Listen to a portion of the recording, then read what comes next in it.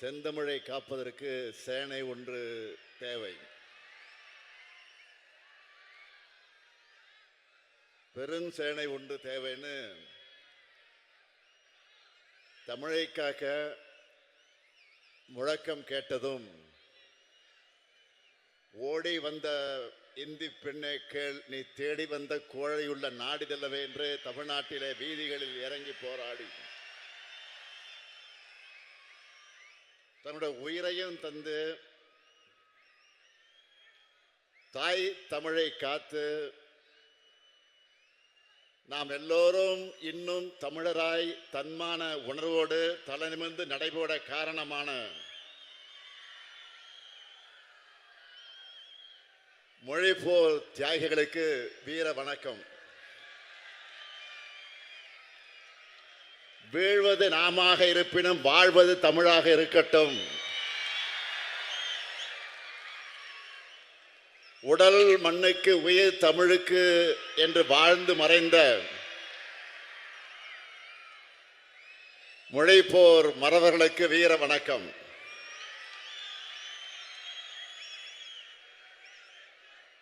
திராவிட இயக்க தீரர்களே, நீங்க உருவாக்கி கொடுத்த நிலத்துல தான் நாங்க வாழறோம். மொழிப்போர் வீரர்களே, உங்க மூச்சு காற்று தான் இப்போ எங்களை இயக்கிக்கிட்டு இருக்கு. தமிழ்த்தாயின் தியாக பிள்ளைகளை, தலைப்பிள்ளைகளை உங்களை வணங்குகிறேன். எழுச்சியோடும் உணர்ச்சியோடும் நடைபெற்றுக் கொண்டிருக்கக்கூடிய இந்த கூட்டத்தினுடைய தலைவர்,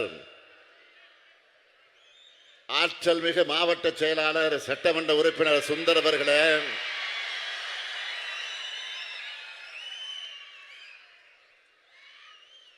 மேடையில் அமர்ந்திருக்கக்கூடிய காஞ்சிபுரம் வடக்கு மாவட்ட கழகத்துடைய செயலாளர் மாண்புமிகு அமைச்சர் அருமை நண்பர் அன்பரசன் அவர்களே, நாடாளுமன்ற உறுப்பினர் செல்வம் அவர்களே,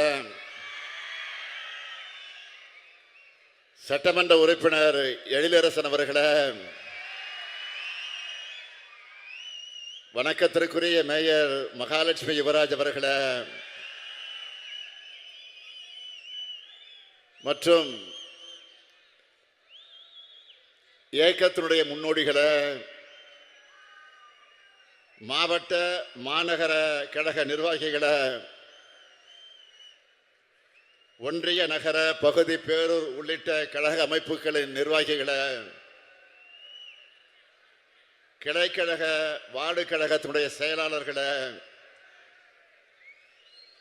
கழக முன்னோடிகளை, அனைத்து அணிகளின் நிர்வாகிகளை, ஈட்டி முனைகளாக இருக்கக்கூடிய நாட்டின் திருப்பு முனைகளாக இருக்கக்கூடிய ஈடு இணையற்ற இளைஞரணியின் தம்பிமார்களே, தலைமை செயற்குழு பொதுக்குழு உறுப்பினர்களே, உள்ளாட்சி அமைப்புகளின் பிரதிநிதிகளே, நிறைவாக நன்றி உரையாற்ற இருக்கக்கூடிய மாநகர செயலாளர் தமிழ்ச்செல்வன் அவர்களே, என் உயிரோடு கலந்திருக்கக்கூடிய நம்முடைய முத்தமிழறிஞர் தலைவர் கலைஞர் அவர்களின் உயிரினும் உயிரான அன்பு உடன்பிறப்புக்களை, உங்கள் அனைவருக்கும் என்னுடைய அன்பான வணக்கம். ஆண்டுதோறும் இந்த ஜனவரி 25ஆம் நாளை மொழிப்போர் தியாகிகளை நினைவுகூர வகையிலே வீர வணக்க நாளாக நாம் கடைபிடிச்சுக்கிட்டு வரோம். இன்று தமிழ்நாடு முழுவதும் மொழிப்போர் தியாகிகள் கூட்டம் இதே போல நடந்து கொண்டிருக்கிறது. நான் காஞ்சி மாநகருக்கு வந்திருக்கிறேன். சாதாரண காஞ்சிக்கா வந்திருக்கிறேன், பேரறிஞர் அண்ணாவை தந்த காஞ்சிக்கு வந்திருக்கிறேன். நம்ம எல்லாம் ஆளாக்கிய அன்பின் தெய்வம் அண்ணாவின் காஞ்சிக்கு வந்திருக்கிறேன். அஞ்சு அஞ்சு வாழ்ந்த தமிழ் சமூகத்தை பார்த்து தாழ்ந்த தமிழகமே என்று கேட்டு இனவுணர்வை ஏற்படுத்தின அண்ணன் பிறந்த மண்ணுக்கு, இந்த காஞ்சி மண்ணுக்கு வந்திருக்கிறேன்.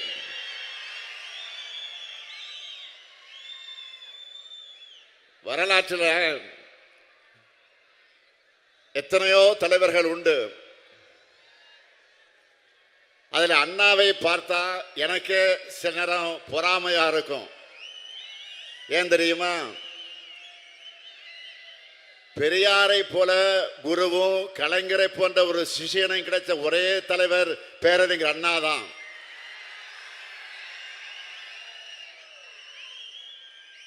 எல்லா தாயும் தன்னுடைய பிள்ளைக்கு பேர் வைப்பாங்க. ஆனா நம் தாய் நாட்டுக்கு தமிழ்நாடுன்னு பேர் வச்ச தலைமகன் பேரறிஞர் அண்ணா தான். அப்படிப்பட்ட அண்ணாவின் ஊர்ல அவர் உருவாக்கிய திராவிட முன்னேற்ற கழகத்தின் தலைவரா இந்த முத்துவேல் கருணாநிதி ஸ்டாலின் பேசுறது எனக்கு கிடைச்ச பெருமை.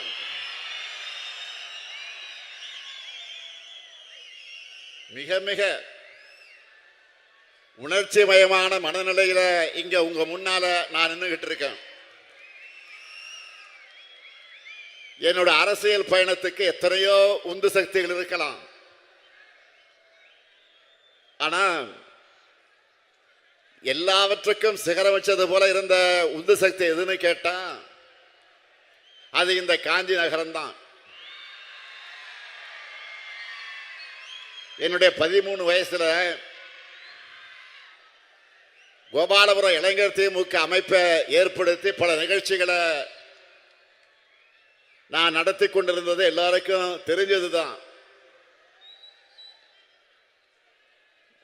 அந்த வகையில் 1971ஆம் ஆண்டு பேரறிஞர் அண்ணா துயில் கொண்டிருக்கக்கூடிய நினைவிடத்தில் மலர்களை வச்சு வணங்கி அங்கிருந்து அண்ணா ஜோதியை கையில ஏந்தி தொடர் ஓட்டமா புறப்பட்டு காஞ்சிபுரத்தில் நடந்துகிட்டு இருந்த திமுக மாநாட்டு மேடையில தலைவர் கலைஞருடைய கரத்தில் கொண்டு வந்து நான் அண்ணா ஜோதியை ஒப்படைச்சேன். அப்போ நம்முடைய தலைவர் கலைஞருக்கு பக்கத்தில் அன்றைய பொதுச் செயலாளர் நாவலர் கழக பொருளாளர் எம்ஜிஆர் அவங்க 2 பேரும் பக்கத்தில் இருக்கிறாங்க. கையில அண்ணா சுடரேந்தி என்று தொடங்கின ஓட்டம் தான் இப்ப வர ஓயல. அதே காஞ்சிக்குத்தான் இன்னைக்கு மொழிப்போர் தியாகிகளுக்கு வீர வணக்கம் செலுத்த வந்திருக்கிறேன். மொழிப்போர் தியாகிகள் நினைச்சால அவங்க பேரை சொன்னால உணர்ச்சி பொங்குது, உடல் நடுங்குது. 1938ஆம் ஆண்டிலே தமிழ்நாட்டு பெண்கள் மாநாடு முடிந்து மறுநாள் மொழிப்போர் களத்தினுடைய முதல் வீராங்கனையா பெண்களை அணி திரட்டி போராடினார் வீர தமிழன்னை தருமாம்பாள். 25/1/1964 தீக்குளித்து இறந்து மொழிக்காக உயிரை கொடுத்த இளைஞன் கீழப்பழுவு சின்னசாமி கழகத்துடைய தொண்டன். 1965ஆம் ஆண்டு ஜனவரி 25 சென்னை கோணம்பாக்கத்தில் சிவலிங்கம் என்ற 21 வயது இளைஞரும் தீக்குளிச்சார். அவர் திராவிட முன்னேற்ற கழகத்தினுடைய நுங்கம்பாக்கம் பகுதி கழகத்துடைய பொருளாளர். அதற்கு மறுநாள் விருகம்பாக்கம் அரங்கநாதன் தீக்குளிச்சார். அவர் ஒன்றிய அரசினுடைய தொலைபேசி துறையினுடைய ஊழியர், திமுகவுடைய தொண்டர். இந்த அரங்கநாதன் பேர்ல தான் சென்னை தியாகராய நகர்ல அரங்கநாதன் சுரங்கப்பாதை அங்கே இருந்து இருக்கிறது. அதை அமைத்தவர் தலைவர் கலைஞர். 27/1/1965 சிதம்பரத்தில் நடந்த துப்பாக்கி சூட்டில் வீர தியாகியானார் அண்ணாமலை பல்கலைக்கழக பிஎஸ்சி மாணவன் சிவகங்கை ராஜேந்திரன்.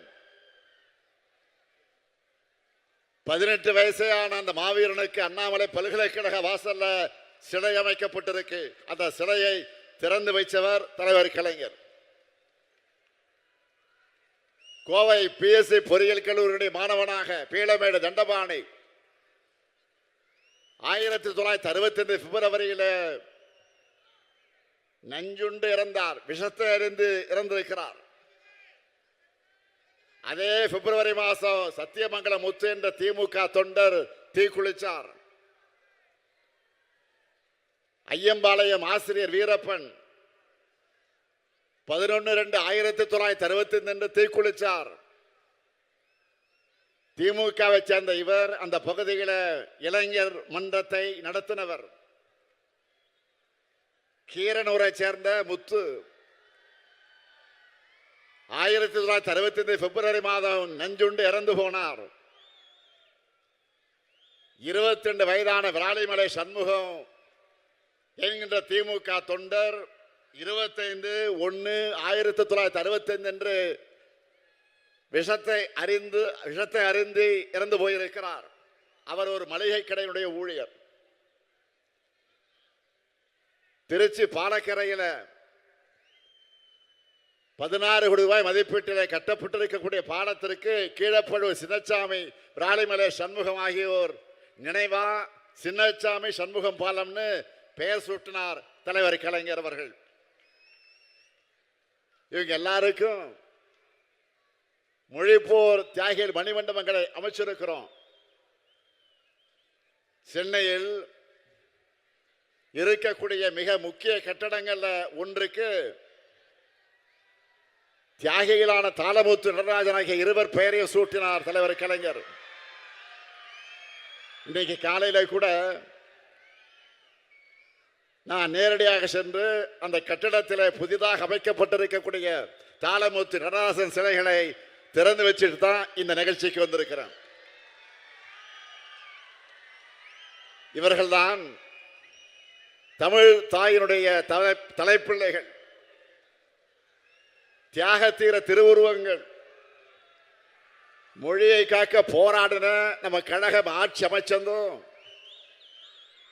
இருமொழி கொள்கை சட்டத்தை நிறைவேற்றினார் நம்முடைய ஒப்பற்ற தலைவர் பேரறிஞர் பெருந்தகை அறிஞர் அண்ணா. இன்றைக்கு வரைக்கும் யாராலும் அதை தொட்டு கூட பார்க்க முடியல. எப்படியாவது இந்திய நம்ம மேல திணிக்கணும்னு மும்மொழி திட்டத்தை அமல்படுத்த ஒரு கும்பல் துடிக்குது. தேசிய கல்வி கொள்கையை கொண்டு வந்து அதற்கான முயற்சிகளை ஈடுபடுவது இந்திய திணிக்கத்தான்.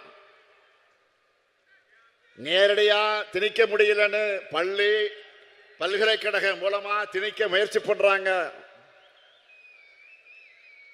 சில நாட்களுக்கு முன்பு சென்னைக்கு வந்த ஒன்றிய கல்வி அமைச்சர் தர்மேந்திர பிரதான் அவர்கள்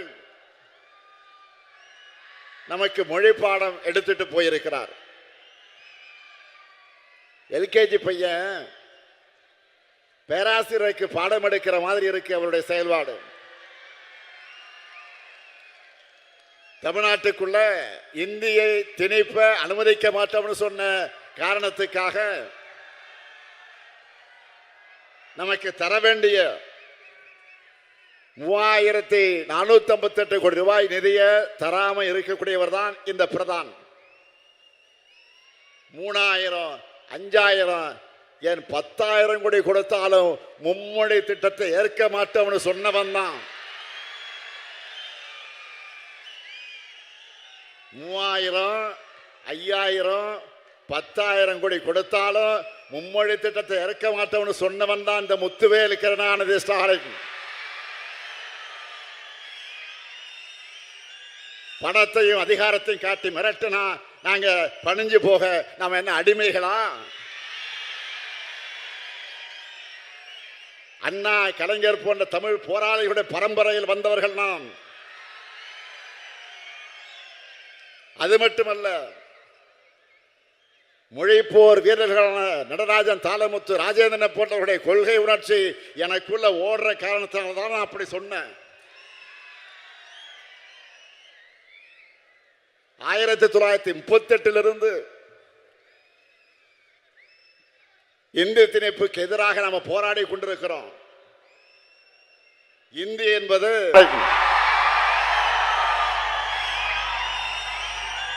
பணத்தையும் அதிகாரத்தையும் காட்டி மிரட்டினா நாங்க பணிஞ்சு போக நாம என்ன அடிமைகளா? அண்ணா, கலைஞர் போன்ற தமிழ் போராளிகளுடைய பரம்பரையில் வந்தவர்கள் நாம். அது மட்டுமல்ல, மொழிப்போர் வீரர்களான நடராஜன், தாளமுத்து, ராஜேந்திரன் போன்றவர்களுடைய கொள்கை உணர்ச்சி எனக்குள்ள ஓடுற காரணத்தினால தான் நான் அப்படி சொன்னேன். 1938 இந்திய திணிப்புக்கு எதிராக நாம போராடி கொண்டிருக்கிறோம். இந்தி என்பது வெறும் மொழி திணிப்பு மட்டுமல்ல, அது பண்பாட்டு படையெடுப்பு. இந்தியா முழுக்க இந்தியின் ஆதிக்கத்துக்கு எத்தனை மொழிகள் வழியானது. இந்திய உதைக்கு நாம் ஆங்கிலத்தை தொடர செஞ்சதால தமிழ்நாடு எப்படி வளர்ந்ததுன்னு கடந்த ஆண்டு நான் ஒரு கடிதத்தொடர் எழுதினேன். இந்திய அளவில் அதுக்கு மிகப்பெரிய வரவேற்பு கிடைச்சது. பல்வேறு மொழி பேசும் மக்கள் என்னோட பதிவுகளுக்கு கீழே தன்னுடைய மொழி இந்தியால அழிந்தது எப்படின்னு பகிர்ந்துகிட்டாங்க. அது மாதிரி தமிழ்நாட்டை அடிமைப்படுத்தணும்னு தான் காலந்தோறும் டெல்லியில நம்ம மேல படையெடுத்து வராங்க. நாம பார்க்காத படையெடுப்பா? நீங்க எத்தனை முறை வந்தாலும், எத்தனை துரோகிகள், அடிமைகள், அரசிகள், கோமாளிகள், கொலைகள் துணைக்கு அழைச்சுக்கிட்டு வந்தாலும் உங்களால தமிழ்நாட்டை வீழ்த்த முடியாது. உறுதியோடு சொல்றேன். டபுள் என்ஜின் சொல்லி வடமாநில மக்களை ஏமாற்றி அவங்க வாழ்வாதாரத்தை அழிக்கிற உங்க டப்பா இன்ஜின் தமிழ்நாட்டில் ஓடவே ஓடாது.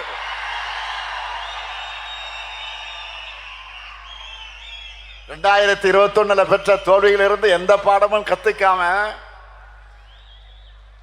மறுபடியும் கொத்தடிமை கூட்டமான அதிமுகவின் தோல்ல வந்து பாஜக வருது. இங்க சுந்தர் பேசுகிற போது சொன்னார,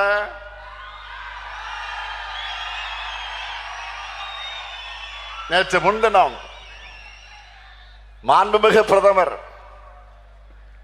மோடி அவர்கள் தமிழ்நாட்டுக்கு வந்துட்டு போயிருக்கிறார். இனி அடிக்கடி இந்த பக்கம் பிரதமர் மோடி அவர்களை எதிர்பார்க்கலாம்.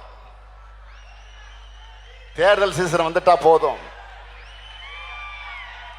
தமிழ்நாட்டுக்கு வந்து பல வெரைட்டியில அவர் வடைகளை சொல்றது வழக்கம்தான். இந்த முறை வந்தார், வழக்கமான பழைய வடைகளைத்தான் சுட்டுட்டு போயிருக்கார். அந்த மாவும் புளிச்சு போச்சு. அதை கேட்டு கேட்டு தமிழ்நாட்டு மக்கள் காதும் புளிச்சு போச்சு. பிரதமர் வராருன்னு சொன்னதும் சில கேள்விகளை நான் கேட்டிருந்தேன், எழுப்பியிருந்தேன். அவர் வருவதற்கு முதல் நாளே அந்த கேள்வி நான் எழுப்பியிருந்தேன். நீங்க எல்லாரும் அந்த ஊடகங்கள் அதெல்லாம் பார்த்திருப்பீங்க, படிச்சிருப்பீங்கன்னு நினைக்கிறேன். தமிழ்நாட்டுக்கு தர வேண்டிய 3548 கோடி ரூபாய் கல்வி நிதி எப்ப வரும்?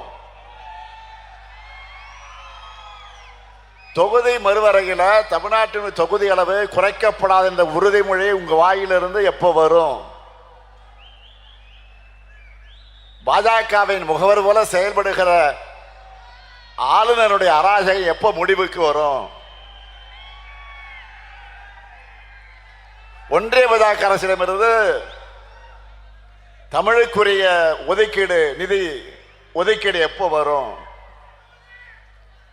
100 நாள் வேலை திட்டத்துக்கு பதிலாக மாநிலங்கள் மேல நிதிச்சுமை ஏற்றி ஊரக மக்கள் வாழ்வாதாரத்தை ஒழிச்சு கட்டக்கூடிய புதிய திட்டம் எப்போ கைவிடப்படும்? 10 ஆண்டுகளா இன்ச்சு இன்ச்சா ஒன்றிய பாஜக அரசு இழைக்கிற மதுரை எய்ம்ஸ் 8வது உலக அதிசயம் எப்போதான் எங்க கண் முன்னால வரும்? இயற்கை பேரிடருக்கான நிவாரண தொகை தமிழ்நாட்டுக்கு எப்போ வரும்? ஓசூர் விமான நிலையத்துக்கு அனுமதி எப்போ கிடைக்கும்? கோவை மதுரையில மெட்ரோ ரயில் ஓடுமா? அப்படின்னு இப்படி அடுக்கடுக்கா கேள்விகளை கேட்டேன். இது எதுக்குமே பிரதமர் மோடி அவர்கள் பதில் சொல்லல. இருந்தா தானே சொல்றதுக்கு. ஆனா தேர்தல் குறித்த தன்னுடைய கற்பனைகளை பேசிட்டு போயிருக்கிறார். மாண்புமிகு பிரதமர் அவர்களே, கடந்த நாடாளுமன்ற தேர்தல் நினைவு இருக்கா? உங்களுக்கு ஒரு தொகுதி கூட கிடைக்கவில்லை. தமிழ்நாட்டுக்கு நீங்க எத்தனை முறை வந்து பிரச்சாரம் பண்ணீங்க? அதுக்கு பரிசா முழுமையான தோல்வியை தமிழ்நாட்டு மக்கள் உங்களுக்கு பரிசா கொடுத்தது மறந்து போச்சா? உங்க பக்கத்துல ஒருத்தர் உட்கார்ந்து இருந்தார, அவர் என்ன வெறும் பழனிசாமின்னு நினைச்சிட்டீங்களா? சாதா பழனிசாமி அல்ல, தி கிரேட் 10 தோல்வி பழனிசாமி. 2019 இருந்து எல்லா தேர்தலையும் தோல்வியை தவிர எதுவும் காணாத மாவீரர். இப்படி ஒரு ஃபெயிலியர் கும்பல சேர்ந்து கொள்கையால இணைந்திருக்கக்கூடிய திமுக கூட்டணி வீழ்த்த போறாங்களாம். தமிழ்நாட்டை என்டிஏவை வளர்க்க போறாங்களாம். என்டிஏ அரசு வரப்போகுதான், வளர்க்க பாடுபட போகுதான். இது எப்படி பிரதமரால் சிரிக்காம சொல்ல முடியுது? நல்லா கவனிங்க. அதிமுக அரசு இல்ல, அவங்களே என்டிஏ அரசுன்னு தான் சொல்றாங்க. இப்போ நீங்க வந்து வளர்க்கிற நிலையிலாம் நாங்க இருக்கிறோம். தமிழ்நாடு ஏற்கனவே வளர்ந்துதான் இருக்கு, நாளும் வளர்ந்துகிட்டே இருக்கு. இது நீங்க கெடுக்காம இருந்தாலே போதும். தமிழ்நாடு பொருளாதாரத்துல, தொழில் முதலீட்டுல, கல்வியில, வேலை வாய்ப்புல, மருத்துவத்துல, சமூக வளர்ச்சி குறியீடுகள்ல வளர்ந்திருக்கு. அது ஒன்றிய அரசாலேயே மறைக்கவோ மறுக்கவோ முடியாத அளவுக்கு வளர்ந்திருக்கு. உங்க புள்ளி விவரங்கள் அதைத்தானே சொல்லுது. பிரதமர் அவர்களே, தமிழ்நாட்டை அழிக்கும் உங்க எண்ணம் பலிக்காது. பக்தர்கள் மணமகள் கூடிய ஆட்சியை நடத்துகிறோம். நம்ம காஞ்சிபுரம் கோயில்கள் நிறைந்த நகரம். இங்க குழப்பம் ஏற்படுத்த நினைச்சா அந்த எண்ணம் நிறைவேறாது.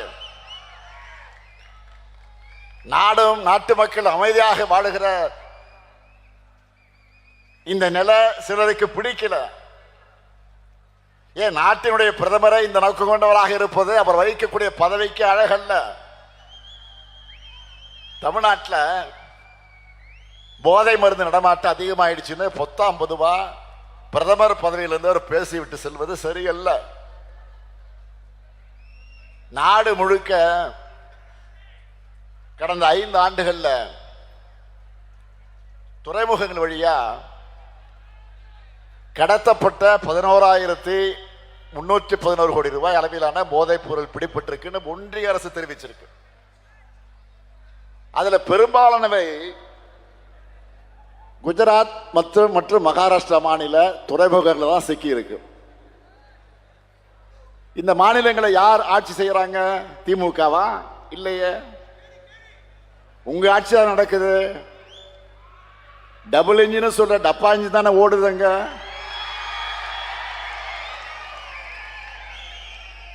இந்தியாவுக்குள்ள போதைப் பொருள் நுழைறதை தடுக்க வேண்டியது பிரதமர் மோடியும் உள்துறை அமைச்சர் அமித்ஷாவும் தான், இந்த ஸ்டாலின் இல்ல.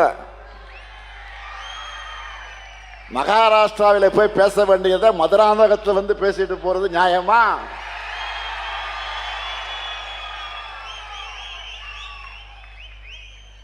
அடுத்து தமிழ்நாட்டில் பெண்களுக்கு பாதுகாப்பு இல்லைன்னு இதை வேற பிரதமர் அவர்கள் சொல்லிட்டு போயிருக்காரு. புதுமை பெண், விடியல் பெண், விடியல் பயணம், உரிமை தொகை, தோழி விடுதுன்னு பெண்களுக்காக நாங்கள் செயல்படுத்துகிற திட்டங்களால பெண்களுடைய சமூக பங்களிப்பு தமிழ்நாட்டில் அதிகமாக இருக்கு. அதிகமான மாணவிகள் கல்லூரிகளுக்கு வந்து படிக்க வர்றது தமிழ்நாட்டில் தான். இந்தியாவில் அதிகமான பெண்கள் தொழிற்சாலையில் வேலை பார்ப்பது தமிழ்நாட்டில் தான். இது எதுவும் தெரியாம ஆளுநர் போலவே பிரதமர் அவர்கள் பேசுவது மிக மிக கண்டனத்துக்குரியது. 5 மாத கர்ப்பிணி பெண்ணான பில்கிஸ் பானு அவர்களை கூட்டுப்பாலை வன்கொடுமைக்கு உள்ளாக்கின 11 குற்றவாளிகளை விடுதலை செஞ்சது உங்க குஜராத் அரசு தானே. உலகமே அதிர்ச்சி அடைஞ்சாங்களே. உச்ச நீதிமன்றமே அதை ரத்து பண்ணுச்ச. நீங்க பெண்கள் பாதுகாப்பு பத்தி பேசலாமா? அதுவும் பாலியல் குற்றங்கள் ஈடுபட்ட குற்றவாளிகளுக்கு முன்விடுதலை கிடையாதுன்னு சட்டமன்றத்தில் தடை சட்டம் நிறைவேற்றி இருக்கக்கூடிய இந்த ஸ்டாலின் அரசை பத்தி நீங்க பேசுவதற்கு உங்களுக்கு யோக்கியதை இருக்குதா, அருகதை இருக்குதா? குற்றங்கள் அதிகமாக நடக்குது பிரதமர் அவர்கள் பேச நினைச்சா எங்க போய் பேசணும்? பாஜக கூட உத்தரப்பிரதேசம் போய் தான் பேசணும். மணிப்பூர்ல போய் பேசுங்க. இதை விட இன்னொரு கூத்து என்ன தெரியுமா?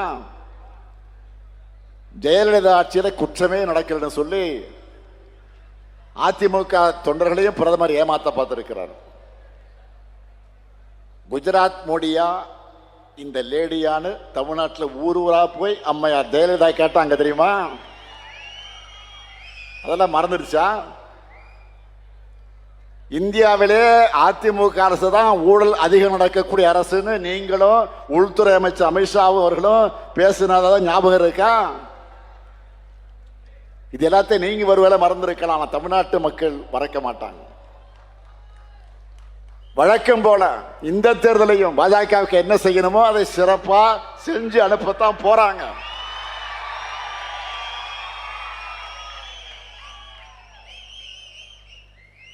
மோடி அவர்கள் இந்த மண்ணில் கால் வச்சதுமே உதயசூரியனே மறைஞ்சிடுச்சான், மழை வந்துடுச்சான். கோமாளிகளை இப்போ கூட மழை வந்திருக்கு.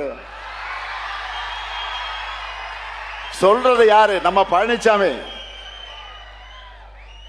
10 தோல்வி பழனிசாமி. வாழ்க்கை முழுக்க கால்களை மட்டுமே பார்த்துட்டு இருந்தா சூரியன் எப்படி தெரியும்? பழனிசாமி அவர்களே, பழனிசாமி அவர்களே, வாழ்க்கை முழுவதும் காலையே பார்த்துக்கிட்டு இருந்தா சூரியன் எப்படி உங்களுக்கு கண்ணுக்கு தெரியும்? ஒரு முறை ஆச்சு தலை நிமிர்ந்து பாருங்க, அப்பதான் சூரியனுடைய இருப்பும் பவரும் உங்களுக்கு தெரியும். தமிழ்நாட்டுக்கு ஒன்றிய பாஜக அரசு தொடர்ந்து செஞ்சுட்டு வரக்கூடிய வஞ்சகத்தை தட்டி கேட்கக்கூடிய துணிச்சலும் முதுகெலும்பும் திராவிட முன்னேற்ற கழகத்திற்கு மட்டும்தான் இருக்கு.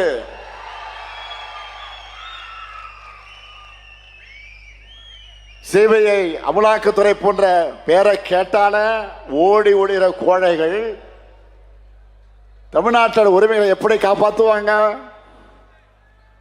பாஜகவோட ஏவல் படையா செயல்படுகிற புலனாய்வுகளை வச்சுக்கிட்டு திமுகவை மிரட்டி பார்க்கலாம், பணிய வைக்கலாம் நினைச்சா மக்களுடைய ஆதரவோடு அதை எதிர்கொள்கிற உறுதி திமுகவுக்கு இருக்கு. நாங்க பணிய மாட்டோம், துணிஞ்சு ஒரு கை பார்ப்போம். மண் மொழி மானம் காத்திடும் எங்க 2000 ஆண்டு போற தொடர்ந்துடுவோம். 2026 தேர்தல் களமும் ஆரிய திராவிட போரின் மற்றொரு களம்தான்.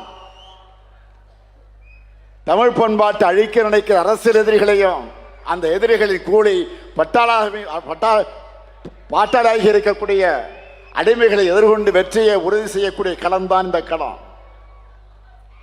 பேரறிஞர் அண்ணா பிறந்த அந்த காஞ்சி மண்ணிலிருந்து நான் சொல்லிக்கொள்ள விரும்புவது, கழக உடன்பிறப்புகளே, கூட்டணி தோழர்களே, தோழமை இயக்கத்தவர்களே, உங்கள் பரப்புரையை இன்றே தொடங்குங்க. 5 ஆண்டுகளா நம்ம மக்களுக்கு செஞ்சுட்டு வர நலத்திட்டங்கள் தொடரணும்னா திராவிட மாடல் அரசு தொடரணும். உத்தரப்பிரதேசம் போல, மணிப்பூர் போல தமிழ்நாடு வன்முறைக்காடு ஆகாம தடுக்கப்படணும். திராவிட மாடல் அரசு தொடர கழகம் 7வது முறையாக ஆட்சி அமைக்க மொழிப்போர் தியாகத்தின் மீது உறுதி எடுப்போம். பேரறிஞரை தந்த அண்ணாவின் காஞ்சியில இருந்து நான் உறுதியாக சொல்லுகிறேன், டெல்லியின் ஆதிக்கத்திற்கு தமிழ்நாடு என்றொக்கும் தலை குனியாது. மீண்டும் சொல்லுகிறேன், டெல்லியின் ஆதிக்கத்திற்கு தமிழ்நாடு என்றும் தலை குனியாது. தீ பரவட்டும், வெல்வோம் ஒன்றாக. நன்றி.